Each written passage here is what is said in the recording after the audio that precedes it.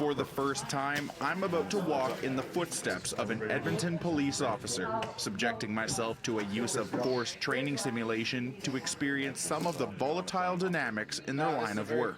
I think what we want you to understand is that these are real situations, right? These are what we deal with day in, day out as a service, and just appreciate when we're talking about these things, how legitimate we're trying to be about it. After discussing how police are implementing new de-escalation tactics to reduce use of force, I began my first simulation. Within minutes, I was taught how to withdraw my gun from its holster and assigned my first task. Without any de-escalation training or guidance, just a gun in hand, I was set to confront the subject of an arrest warrant for possession of child pornography.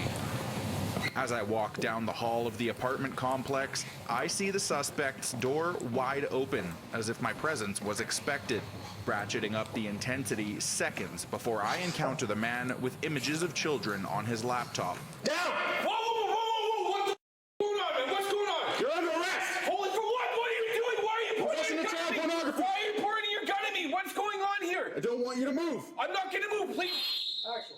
In a matter of seconds, I failed the simulation, having withdrawn my gun almost instantly in my undisciplined approach. So when Elliott responded, he had drawn his firearm and entered the dwelling with his firearm drawn, which obviously agitated the subject.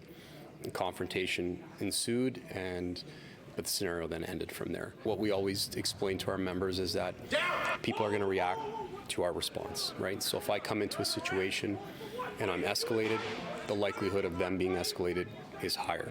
Walking down a hallway, doors open in an apartment complex, very suspicious. You get really scared, start to wonder what's going on. By that point, you're not really thinking rationally anymore. During this humbling experience, the subject had a knife tucked away on his nightstand, a threat I wasn't aware of and couldn't use to justify my actions in court. There is urgency. Before I had the chance to collect myself, I was already being briefed on my next simulation. Somebody kill me! A man breaking into vehicles at a parking lot in the vicinity of children and members of the public. The caller reporting they believe the suspect has a gun. As I hear the screaming man, I run into action. Police! Police! Kill me! Put your hands up! Kill me, mother! Take that gun out, put it in my mouth, and pull the trigger!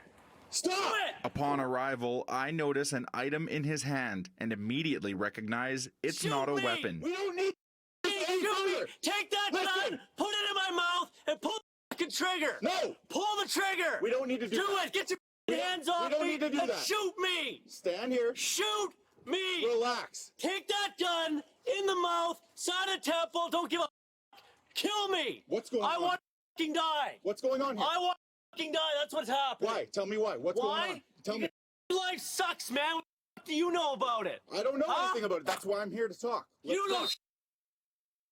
Later finding out, the man was only holding a glasses case. Without presenting my weapon, attempts to turn down the intensity of a heated outburst demanding violence bring an end to the simulation. He was asking what was happening with the subject.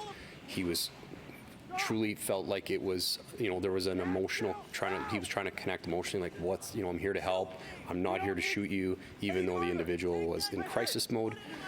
And I thought Elliott actually did a very good job. We don't need to do Do that. it!